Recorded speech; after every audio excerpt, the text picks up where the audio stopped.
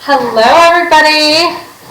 Hope you're doing well. I'm so excited because today I have with me my personal trainer. He is fantastic. Hi, Chris everybody. Kelly of the Musical Athlete is here.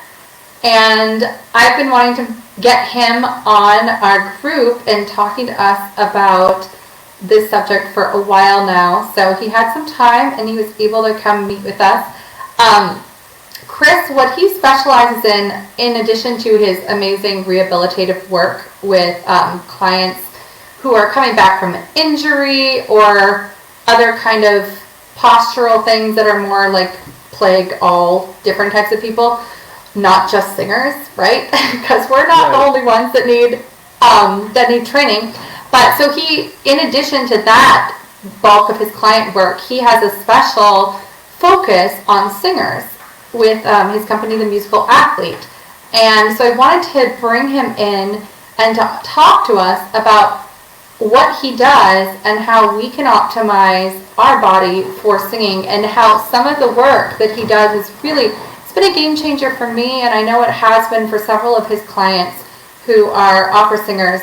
So I want to, without further ado, I'm going to start asking him some questions, and he's going to give us lots of great information today. All right. Hi, everybody. I'm excited. Let's do this. All right. So, Chris, first of all, can you just give everybody a little idea about your background and sort of how you came to physical training? Yeah, sure. So I am by trade, I actually have a master's in journalism, believe it or not. And the way that I got into training was I think like many people in my field, I was a college athlete. I was a soccer player.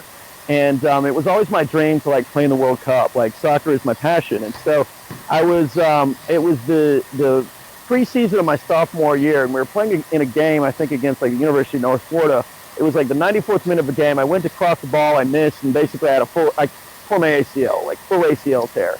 And so I was told by a surgeon that they did surgery immediately, and he said, be prepared to never play again at this level, which is like, if you train your whole life to get there and then you're told you can't do something anymore, it's like being told, like, just don't breathe anymore, it's fine. Right. But like it wasn't fine. Like it made me so angry that I just searched and I searched and I searched for somebody, I guess like myself, that I ended up rehabbing with like an athletic trainer / kinesiologist, which is I guess what you can consider me now, that helped me to not only kind of like walk back onto my team, but to be better because I understood my body better. Like I understood the reasons why I got hurt because it was a non-contact tear. And so I remember the first time I played again, I cried because like it made that much, that made, it was that meaningful for me, and so since then I've just learned and interned under and worked with the smartest people possible in that field. And it's all that I ever wanted to do. So after college, I ended up buying a gym and moving back to my hometown and kind of doing that. I ended up, I started working with athletes, and then I started working with dancers and people from other disciplines to not only help them to rehab from injuries, but also to solve movement problems, breathe better, to do things that traditionally physical therapy and training don't really cover. But if you consider that we breathe more than anything else, we breathe an average of 20,000 times a day, that's probably a pretty important thing, And so when we started approaching opera singers, my girlfriend is a professional opera singer. I started working with her, and we started to get great changes in our voice just by, teaching her to position her rib cage in a certain way and teaching her to stand in a certain way and, feel her hamstrings or pull her pelvis under her. We said, we might have something here. So it just ended up that I started working in very much the same way as I would with a professional athlete, that I do with a singer in terms of teaching them to position their body correctly, teaching them to, manage to warm up properly and to position their rib cage and kind of stack their head on top of their pelvis before they sing. And, all of these principles of athleticism transfer to singing as well.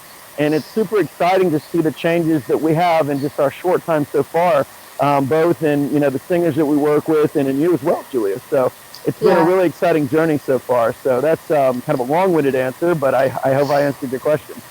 Yeah, no, and I will just say, like, I actually came to you not primarily for singing, but I found you kind of through the Singers Forum, and we started working because I had this strange, like, right-sided pull rotation in my body that has been, like, persistent for years, and nothing has helped it. And I'm sure it does affect my singing, but that wasn't primarily my complaint. It was just like living was kind of feeling awful. So you were the first one that diagnosed this correctly, because it was exactly what I was feeling in my body, and you're the first one to actually get rid of it. Like, really and truly. So I mean, I trust you on so many levels, because what I like about how you work is that if something is just even a little bit off, you tweak it to the point that it really, like, creates an impact. And I think one of the biggest moments for me was when I was sitting here teaching the other day, and I thought to myself, oh my gosh, now I'm, like, rotated on my left side, which sounds like a bad thing, but it's like I didn't even have the freedom to be rotated to my left side before. And so now I do. And I have noticed in my singing, especially in my breathing, that there are big changes, just like kind of as a side effect of doing this work, which obviously you and I are going to explore even more. But let's get right into it. So how would you describe that your work with singers, and what is the difference between what you guys do versus like Alexander technique, Feldenkrais, or working with just a normal trainer? Yeah, so our biggest thing, I would say the biggest thing that we're going to do with a singer, and the first thing that I'm going to look at is the biomechanics of how they breathe. Okay, and what that means is that how does the rib cage and pelvis move, and the cranium, for example, as they take a deep breath in and a large exhale. Okay, how does that work? Okay, can somebody truly take a 360-degree breath? Can they fill? Because when we breathe in, it's like a balloon, right? We want to fill the front, and we want to fill the sides, and we want to fill the back. And oftentimes, due to posture, due to technique things that they've done in the past or whatever, singers are going to be compressed in certain places that they're just not able to access. Okay, and it would be like taking a balloon, and like a common example would be like a singer that can't access the backside of their body, right? So instead of being able to breathe, instead of doing that when they inhale, it's like we just squeeze the back of a balloon and more air goes into the front. And what that tends to do is shove their entire body forward.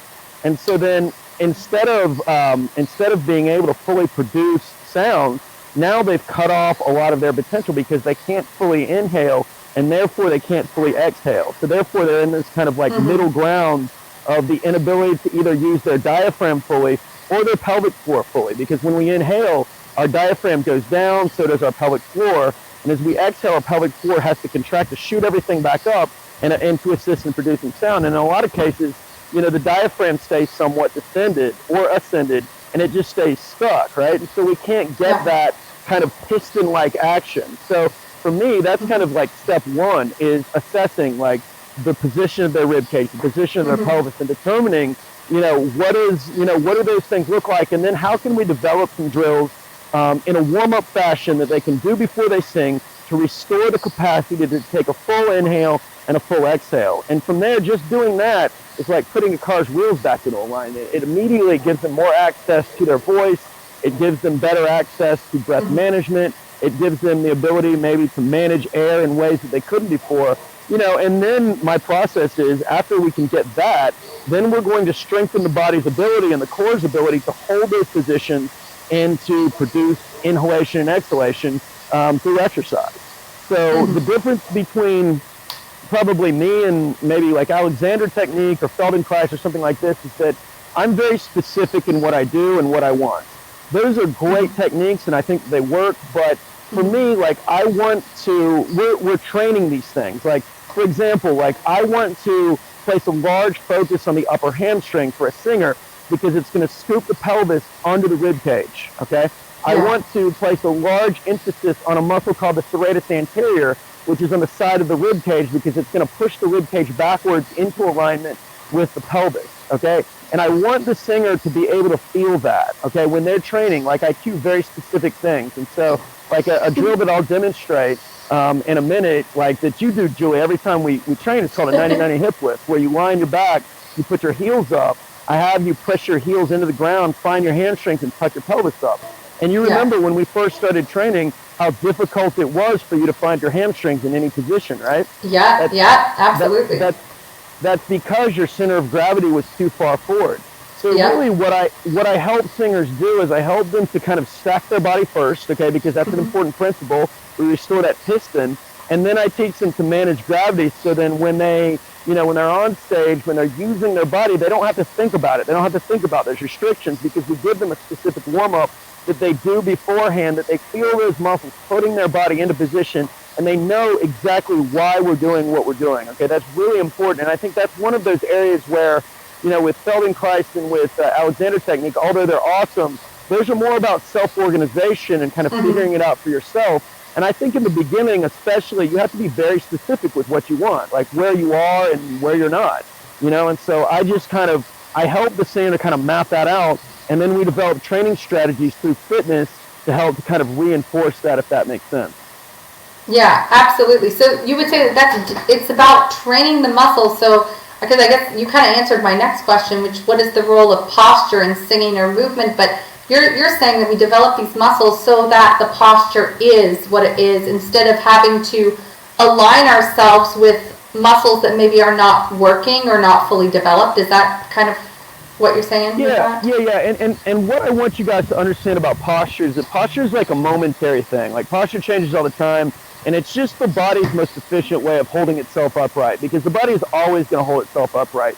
But in a lot of cases, you might have somebody that stands on their toes all the time, okay? Somebody that shifts their center of gravity forward, okay? And what that ends up doing is that will cause let's say, if I'm picking on muscles, I'll say the quads, the front of the legs, and the hip flexor muscles to be on a lot, okay? And so what that ends up doing is it causes the back to arch, okay? And so every time I take a deep breath in, I kind of have to start from a position where my pelvis is kind of like tilted backwards. And then as I come down, as my diaphragm lowers, I have to have this in order for the thing to go down, because in order to get down there, the pelvis kind of has to tip back, like a rudder, in order to kind of open up to accept the diaphragm going down. Yeah. So if I'm in this position all the time where the top of the pelvis is closed and my back is arched, then I can't really do that very well. And so for me, that's like half the breathing action, because when I exhale, the opposite happens. The diaphragm goes back up. So it's almost like people get stuck on one side or the other of the way that we breathe. And that's kind of the point, is that we just kind of look at where somebody is, what they're able to do, and whether basically when they inhale, can the ribs move out, and then when they exhale, can the ribs move in. Oftentimes what'll happen is the person just gets stuck in one shape or the other. So all I really do in the beginning is just use drills and use muscles that do that action to restore that shape. So like if you can't exhale, for example, I'm going to use your lower abs, and I'm also going to use a muscle called your external obliques to help to close your ribs and get air out. Okay, whereas if you can't inhale very well, we're going to do the opposite. We're going to use your internal obliques, which help to open the ribs up to get air in.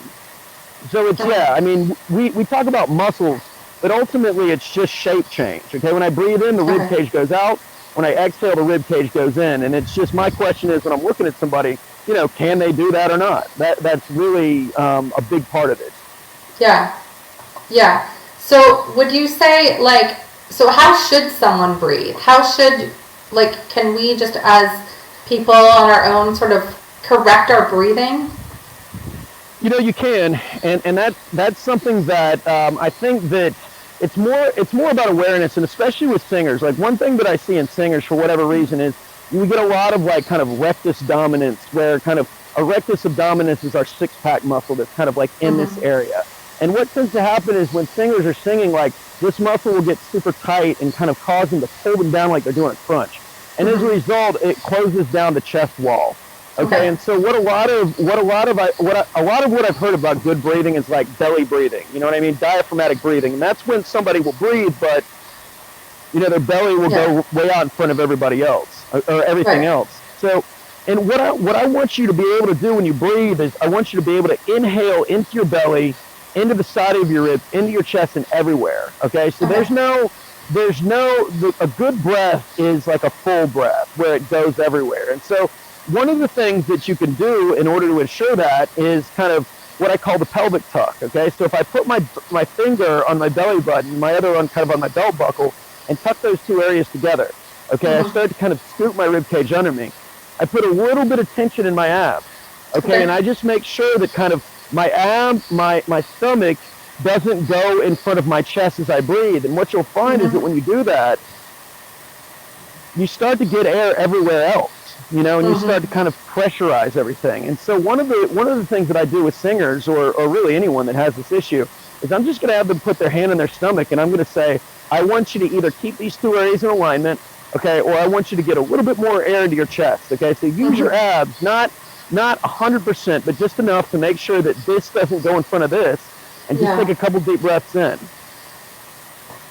And so when I do that, I can feel my chest expanding, I can feel my ribs expanding on the sides and the back, and immediately I get access to more air, okay? And so your question was, can we change our breathing? Can we do this? You can absolutely change your breathing in maybe as little as like 1 minute, okay? And it's just by understanding that, you know, we want air to go everywhere, and being aware of the idea that, okay, when I'm breathing, just take a breath. Like anybody there, just take a breath and just kind of put your mind on your body. And when you breathe in, do you feel more air coming into your belly? You know, do you feel more air coming into your chest?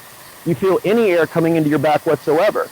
Okay, and if you don't, okay, kind of get this stacked posture, put a little bit of abs on to kind of constrain your stomach, and just take about 5 breaths in. And immediately, almost like as a warm-up for a singer, that's such an impactful drill because it helps everything to kind of turn on and fill up again. So that's one of the things that I really recommend.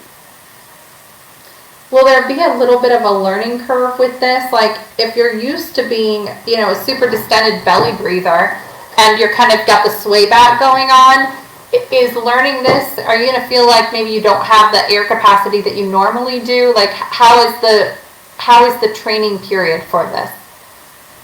I would say you're going to notice an immediate difference. Now, I'm going to show you something in just a second that what I would say is that doing this and standing, you know, initially will be a little bit more difficult than using maybe putting your feet up and doing it on your back or kind of in a little bit of a different position.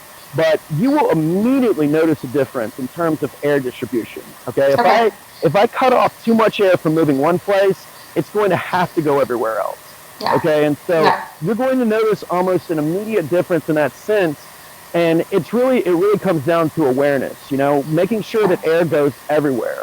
Now, in understanding that when you sing, okay, air is going to go forward, okay, it is going to cause you to arch your back because singing is an activity that is going to make you stiffen your muscles up and kind of push your body forward because it's very compressive in nature, meaning it's like pushing.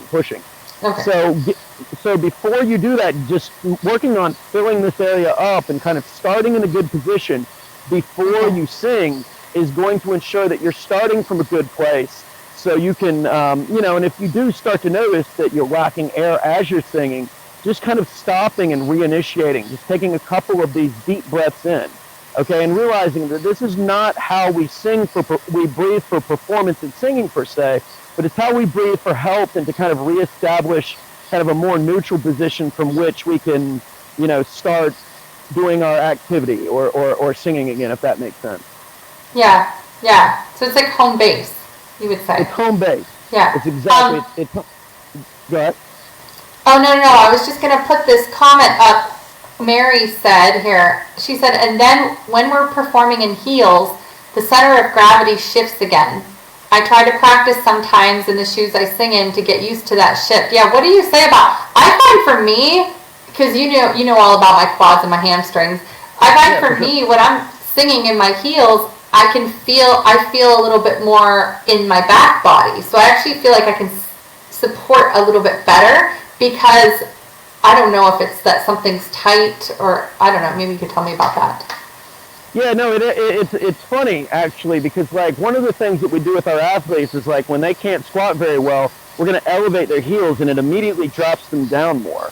And like wearing heels is like not a bad thing at all. And in fact, I think that it's something that it's just the problem is walking around in them all the time is not necessarily what you want, but especially if you are what it does is it's going to shift you backwards. And it's going to help to kind of put you more, it's going to help to shift your center of gravity backwards. And that's actually a better thing for a lot of people that tend to be shifted forward.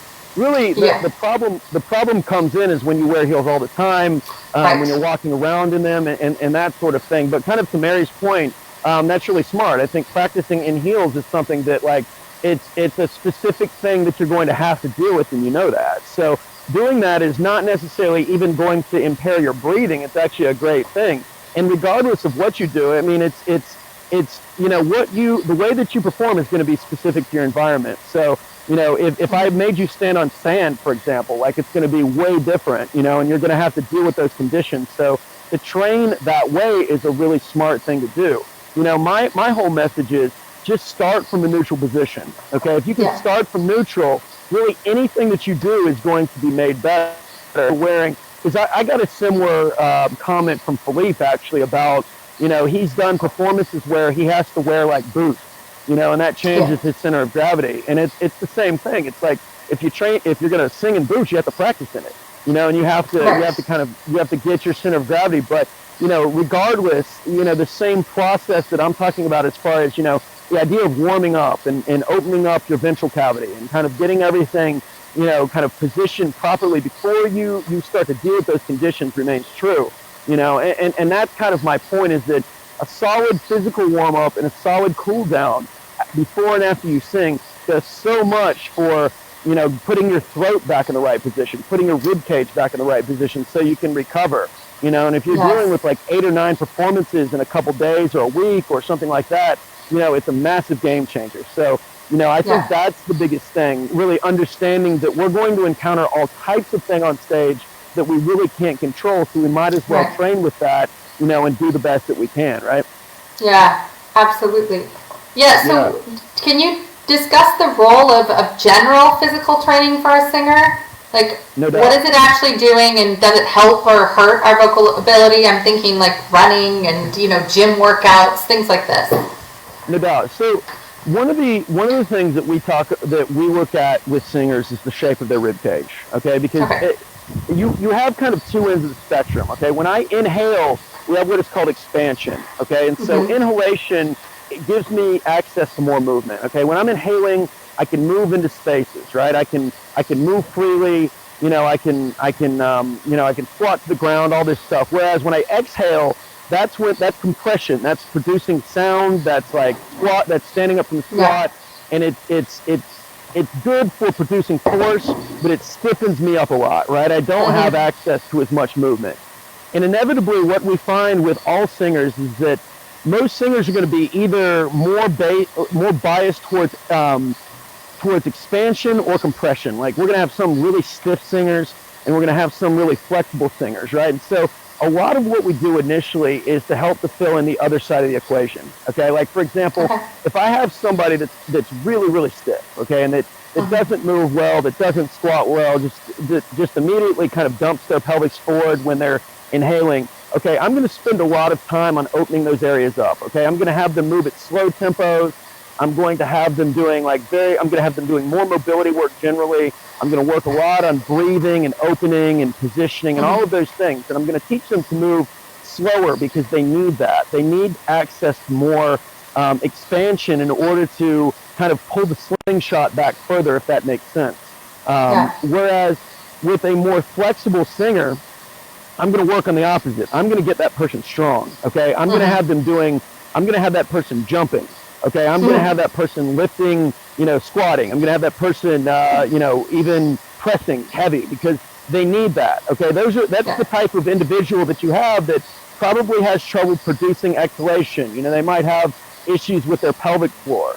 Okay, they might have issues, you know, with controlling their voice a little bit more. So they're going to need more compression. Okay, they have access to a ton of mobility per se or movement, but now they need the ability to control it better. Okay, and so that's kind of first and foremost. But just in general, okay, the way that I view physical training is that it's going to augment. It doesn't transfer specifically to singing, but what it will do is it will help you to train the mechanism that supports the airway.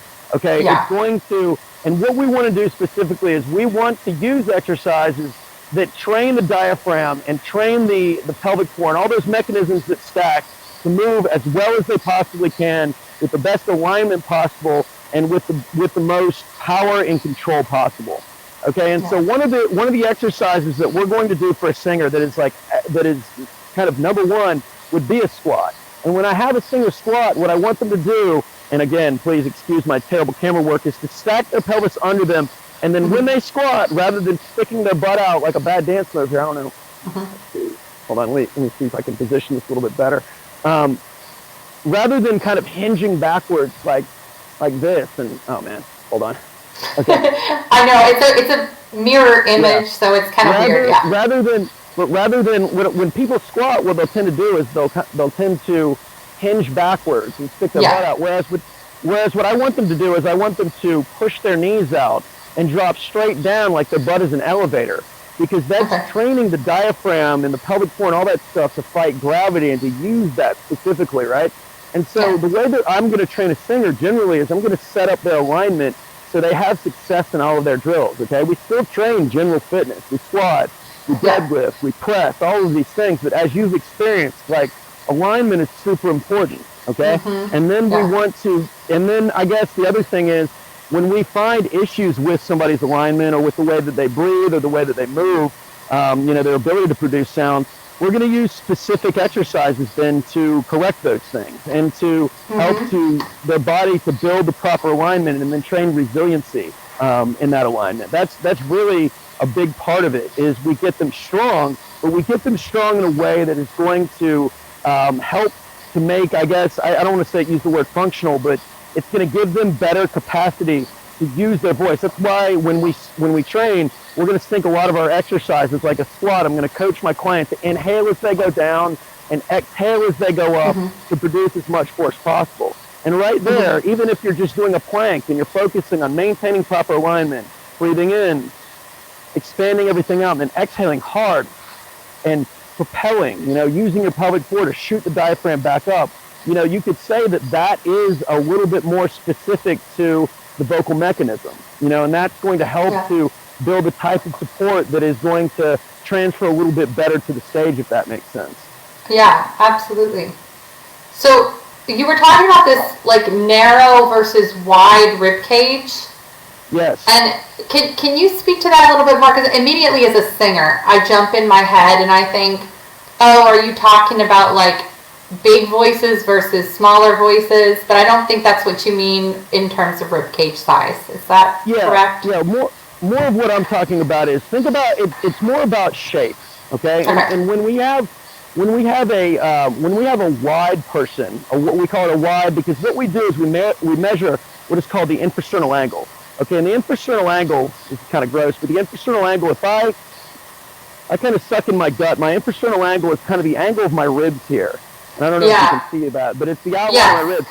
And like I'm a wide ISA. I've got, you look at my ribs, they're like very wide, like they splay out a lot. Okay, and what that means is that like I'm kind of wide, like my whole body is kind of compressed. Like I'm kind of like I don't have a lot of dimension like front to back, but side to side, I kind of like if I stretch my body out, like my rib cage is wider, it fills with air wide, but it doesn't necessarily fill front to back.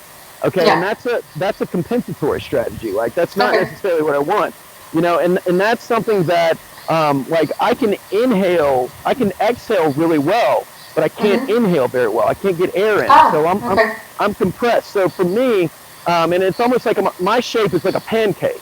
Like I'm very stiff because I can't really, it's not necessarily even about the shape of the rib cage. It's more about how we expand air, and so the reason that we call somebody a narrow is because they're very narrow. Like they don't have much, they're almost like a long round tube. Their dimensions are not wide. They're kind of like long and narrow. So they have access to a lot more movement as a result. Like they can inhale all day. They can move really well. They can and they're kind of bouncy almost, but they don't produce force very well. Like a wide person is really good at producing like a lot of force over a small area.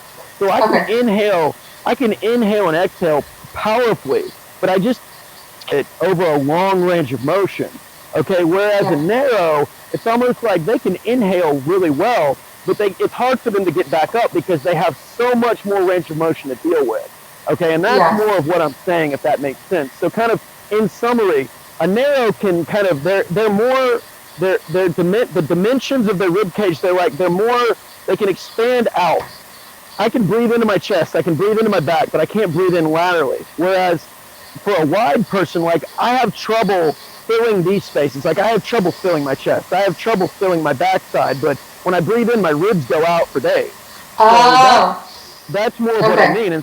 And so those shapes influence what our bodies are able to do, right? Like I'm never going to have, I'm predisposed to this due to my genetics. Okay. But and as a result, I've always gravitated to things that make me more wide. Like I love to bench press and squat and like do all of these like really compressive things that reinforce my shape because like I'm good at them. Like if I were to pick a sport, like I was a sprinter in high school and like I was a soccer player, but even when I played soccer, like I was a defender and I was like really fast in a straight line, but I had trouble turning and stuff. Like my agility was not very good. Whereas a narrow person, like they're really agile. They can move in different directions and stuff, but they're not as fast as I would be. They're not as able to like produce force. You know, they'd be a good, like a runner. They'd be a great runner. They might be a really good gymnast because they can get into these shapes that I couldn't, you know, and it's just like that, you know, and so that kind of, and you might find, like, you might be thinking, like, how do I even know, you know, whether that's me or not? A general measure for that is, like, if you could touch your toes and almost palm the floor really well, and that seems easy for you, then you're probably going to be a narrow, okay? Whereas if you have trouble touching your toes and like you just feel stiff, like you're tight all the time, okay, you're probably a wide, okay? That's a kind of a good indicator of that. If that does that make more sense? Yeah, that does. That makes a lot more sense. So what are some training guidelines for each of for if you're narrow versus wide rib cage? Right. That's a great question. So, all right, let's start with my narrows. Okay, if you are narrow, okay, you need strength training. All right, you need to produce more force. You need bilateral things. Okay, because we need to compress you. Okay, so anytime I had somebody do like a bench press, for example, okay, I put their back on the floor and I give them a bar and I'm doing a press. Okay, and the force from above and the force from below is kind of like compressing them like a pancake. Okay, so I would be widening that person.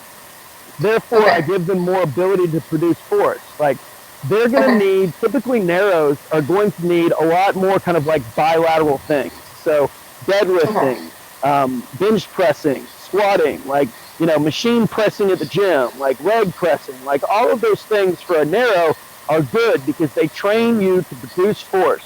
They train you to develop tension. Narrows typically are going to need more tension development, okay, and more ability. You need to widen yourself. So, you know, I've got a guy that I just started training as a singer in, I think, Berlin, and he's very talented. He's a young guy, he's like 21 years old, and he's just super narrow. I mean, he's like 6'3", and he's like maybe 150 pounds. I mean, just very narrow, you know. And so for him, immediately, I was like, we're gonna, and I put him in a pretty aggressive strength training program. So he's squatting, he's doing presses from the floor, he's doing chin-ups, like all of these things that are going to compress his body and give him control and better kind of control on the exhalation side. It's going to help him to use his pelvic floor better. It's going to help him to produce force and tension better and to maintain that tension as he goes throughout a performance, okay? Whereas a wide person is going to need the exact opposite, okay? A wide is somebody that I would not, like if I work with a singer and they're a wide and they're pretty compressed, I'm not even probably going to squat them initially. Everything is going to be single leg or single arm, okay? I'm going to teach them we're going to be doing alternating things because what that's doing is that's teaching the body to compress on one side and open up the other side, okay? And by doing that, we're teaching the rib cage to decompress itself and to kind of restore the inhalation side of the equation, okay? And so for that person, I'm going to direct them to more things like probably like a yoga practice. I'm going to teach that person to meditate because they probably don't concentrate very well because they're so compressed. I'm going to, and I'm generally going to do a lot more, like I'm not going to load that person as heavily for a while. Like I'm not going to emphasize what is called progressive resistance, where we're trying to make stuff heavier workout by workout. That's not the goal with that person. The goal with that person is to gain more range of motion, to gain more, I'll probably have them moving at like very slow tempos, breathing in and exhaling. I'm going to sync a lot more breath work with the stuff that they do. And just generally, I'm probably going to throw a lot more, I guess, slow core training at them, where we're doing, a side plank and breathing into one side, or a plank where I'm reaching and I'm inhaling to one side and exhaling on the other side, just to kind of restore the ability of their rib cage to open up, because I know that they're good at compressing already. They don't necessarily need that anymore. And I think more generally too, just knowing that, that gives you a pretty good template to work from. But everything that, you do, everybody's different, and that's the biggest thing. Getting a good assessment and just kind of understanding the basics of kind of where you might be compressed makes a big difference as far as, what we want to do. I guess the other thing with a wide, for example, is that I'm not going to do as much pulling work with a wide. I'm going to do a lot of reaching with a wide. Like I'm going to teach them to do push-ups, okay, because that's going to help to open up their upper back. Okay, I'm going to teach them to do things like downward dog and crawling, because again, with the arms to the side, that's going to compress me side to side, and that's going to open me up front to back. So a lot of stuff like that for I think body weight, I guess, for a wide is a big deal. But like I said, the value of getting assessed is really important, and that's something that I recommend, because I could give general guidelines, but only after knowing specifically like what you're dealing with, as we talked about. Are we going to be able to get a little bit more impact as far as the things that we do? Well, and it's interesting, because I've been working with you for a few months now, so I'm listening to this and I'm thinking, the kind of work that, like, if I were just by myself and hadn't worked with you, I might not know what I was, whether I was a narrow or a wide. I would have no idea. And only after working with you and seeing the kinds of things that I have to do to bring my body back in balance, that puts everything into perspective. So yeah, I think you're absolutely right about that. No doubt, no doubt. And I just want everybody to know, by the way, Julia is super strong, and she's like getting to do a push-up and all of these things. So I mean, this is like, she practices what she preaches here. So yeah. Yeah, what's funny? This morning I woke up and I wanted to hit you, but I couldn't, because I couldn't even lift my arms from yesterday's training session. Yeah, that tends to happen. Either way, you end up. And also, you're all the way across the ocean in Florida, so that wouldn't work out. I love it. Yes, I have the ocean to protect me. I love it. Yeah, exactly. Okay, so now I have a question. So how does the shape of the rib cage and the pelvis impact the ability to produce sound? That's a good question. So you have to think of it this way, okay? And again, I'm not a vocal teacher. I will not claim to be a vocal teacher. But generally, okay, if we have somebody that's let's say a narrow, okay, a narrow is somebody that, and see, this is where it gets a little bit more complicated, because the body is always going to right itself and and compensate and everything else. But like with a narrow, typically what we find is that with a narrow, from a compensatory standpoint, narrows are going to kind of slouch. They're going to do this, okay? And so as a result, narrows start to fall backwards. So instead of just falling backwards, what narrows will have to do is like stick their head for it to counterbalance their body, okay? And so what that does immediately is that is going to cut off the chest wall and to some degree cut off the airway, okay? And so based upon the way that your rib cage is shaped, or the way that you present, we're going to see certain compensations, okay? So like a narrow is very good at getting air into their belly as well as their backside, believe it or not, okay? And so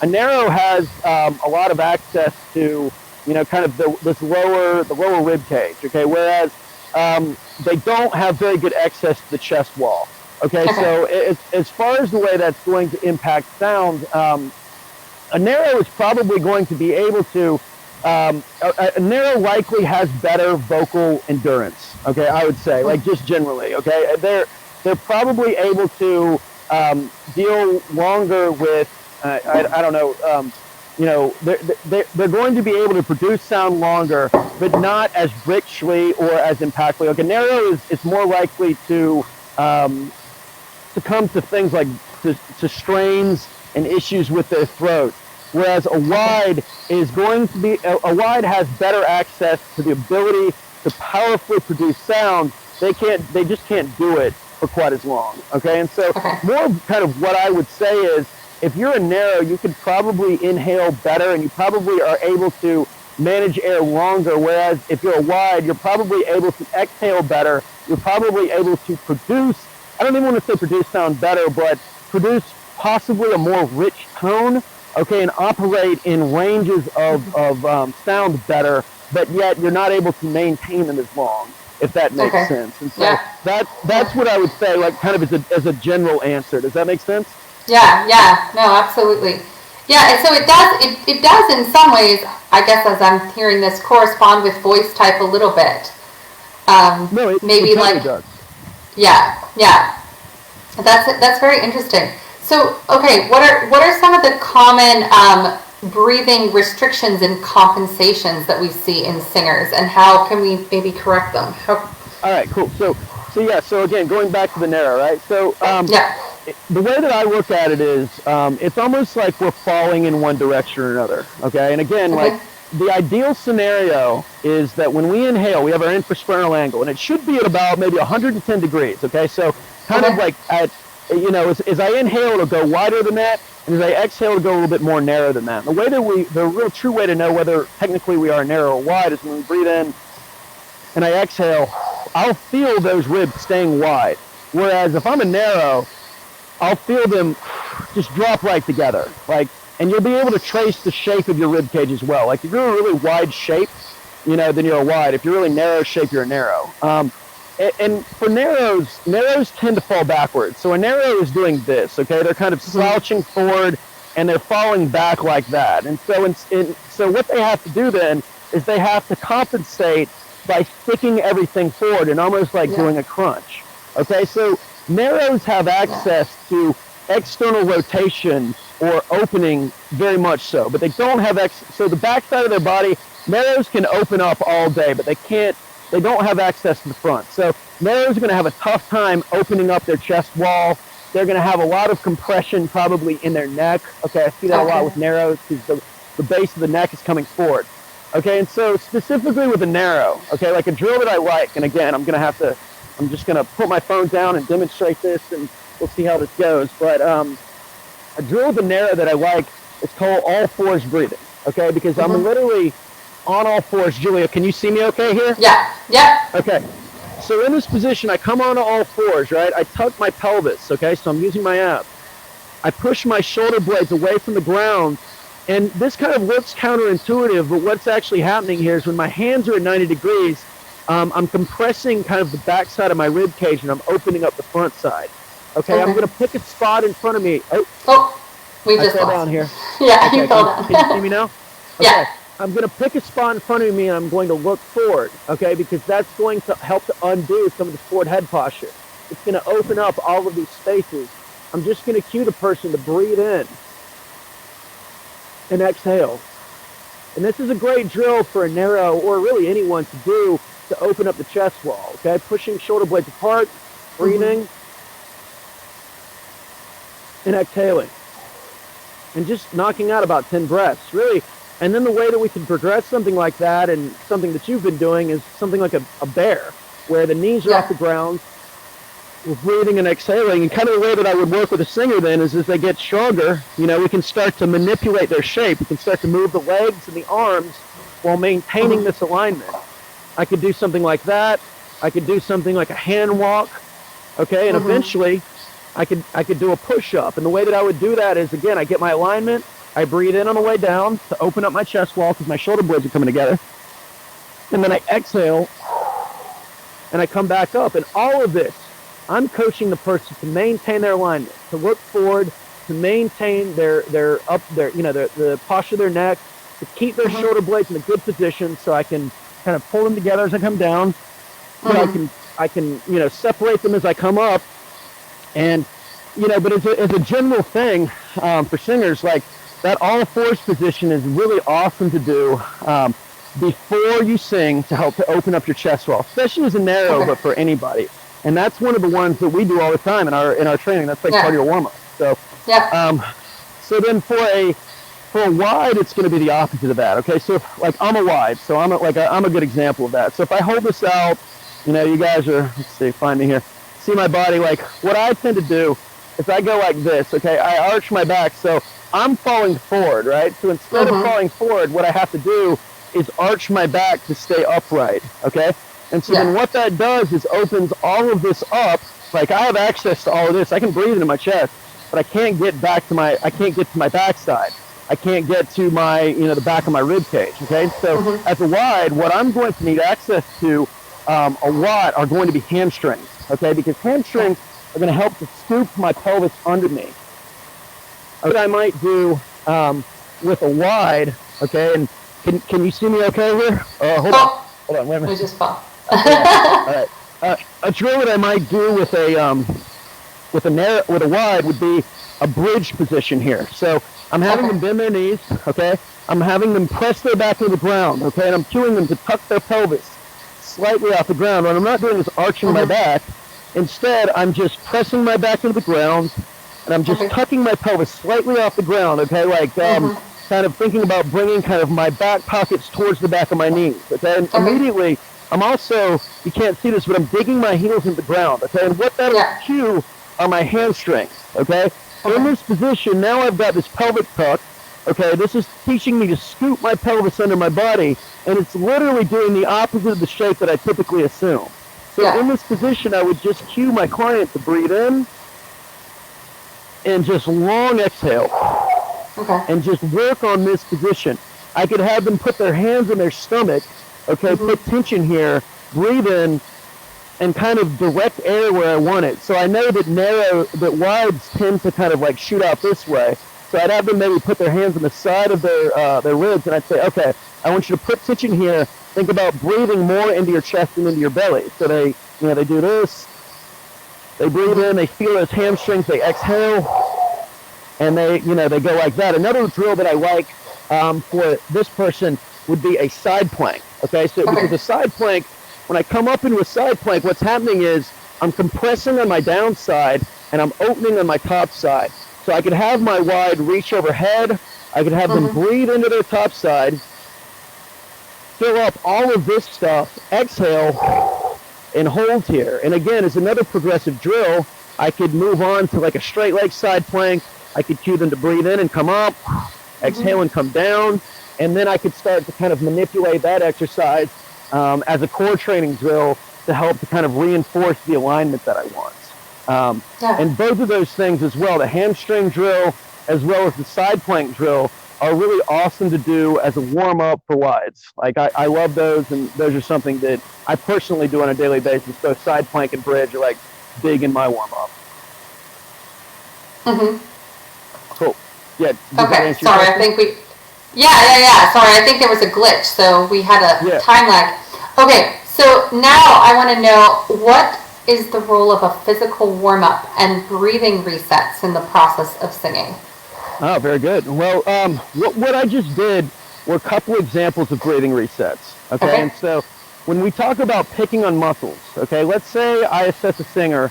Okay, and they've got a wide rib cage. Okay, their back is arched. We know that like kind of they're in this like anteriorly tilted position where their chest is out and the pelvis is out in front of the body. Okay, I'm going to give them specific drills that use specific muscles that are going to help to kind of like reestablish the body's physical position. Okay, so like the bridge is a good example of that. Okay, I would have the singer maybe like lay on their back, press their back into the ground, get a pelvic tuck, use their hamstrings to kind of scoop their pelvis under them, and then I might have them stand up, put their back on a wall, reach, do the same thing, dig their heels back to find their hamstrings and reestablish that alignment. Okay, and the idea behind that is that we're developing neutrality. We're using these muscles to specifically train the support mechanism for the airway, okay, the diaphragm, the pelvic floor, to kind of do its work, okay, to kind of get into the right position and then to work like a piston, okay? And so with all of those drills, I'm going to get the person into proper alignment, and then I'm going to have them knock out about 15 breaths in those positions, okay? Because that's like turning on a light or resetting a switch, okay? It's going to turn those areas back on, and it's going to put everything in the right position to support the voice and to support the airway, when you start doing your lip trails, your traditional warm-up, or your vocal warm-ups, okay? And, we're talking about drills that take 5 to 10 minutes. It's not a long process, but by doing those drills both before and after, we reestablish a kind of a more neutral position, and from a recovery standpoint as well, it also puts the body into a more what is called a parasympathetic state where we kind of turn off our fight or flight nervous system and we turn on our rest and digest nervous system so the body can start to recover from that performance, and then can be ready for the next thing, if that makes sense, Yeah, and totally. And it's the same with training. We do the same thing with training.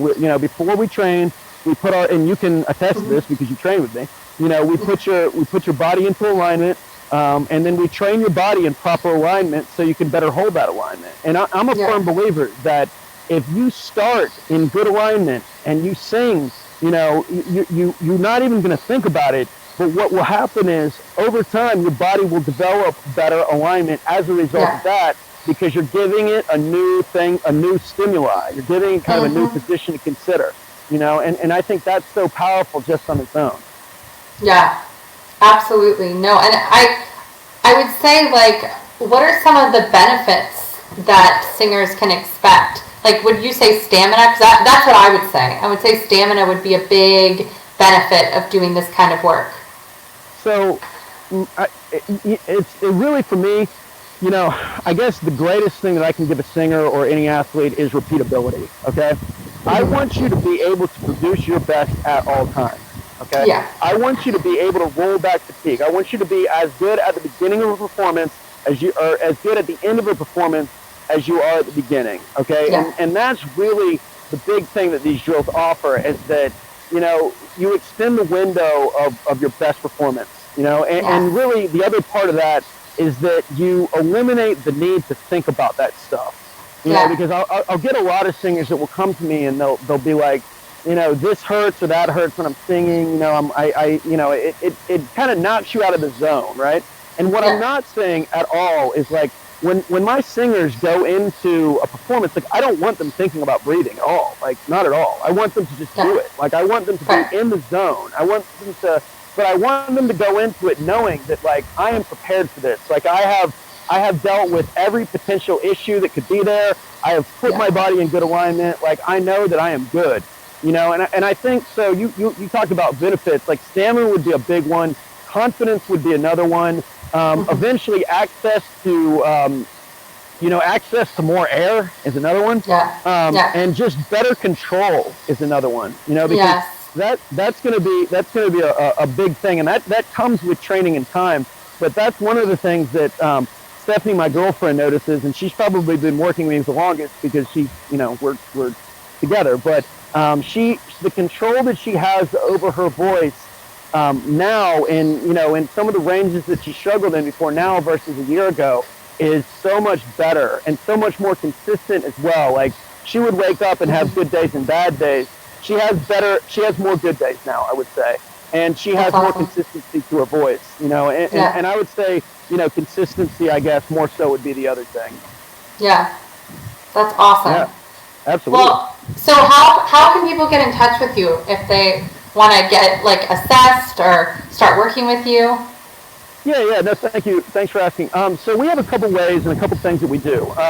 We offer a class called Core Restore, okay? And Core Restore is a core training class specifically for singers, okay? And it's partly educational as well, because what we do is, like, we go over all of these concepts. Like, it's an hour class. We do an hour of, like, kind of vocal strength training and opening, and we spend about the first 10 minutes going over a concept. Like, this week we talked about the squat and how it relates to singing, and how it's trained and all of that.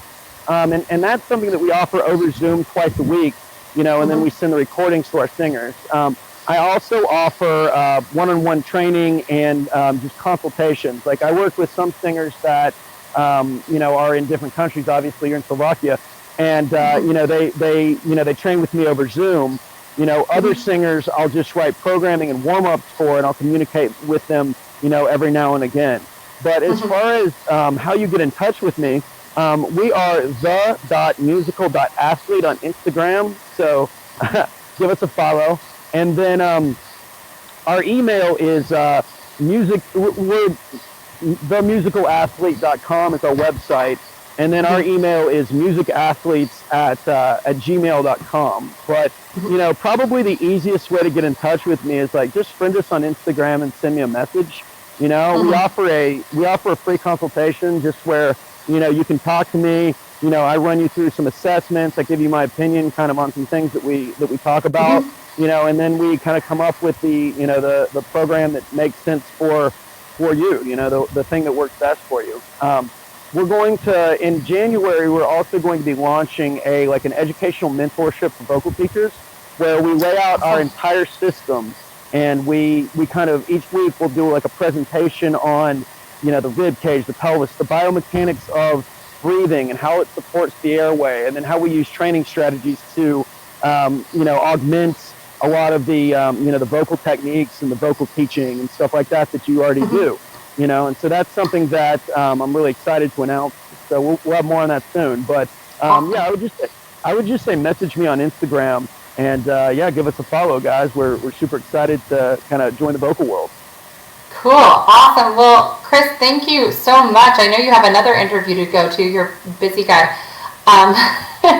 But thank you so much for coming and talking with me. I think this is going to be great information for everybody, and I'll drop your links in the comments so people can find you and get in touch with you. Julia, it's always a great pleasure. You know, you become a great friend of mine, and I'm really super humbled and, you know, honored to be on. So thank you so much for having me, and, you know, I will see you soon doing push-ups. Yeah, right? Love it. Bye, Chris. Awesome. Thanks, guys. Bye, everybody. Thanks for watching.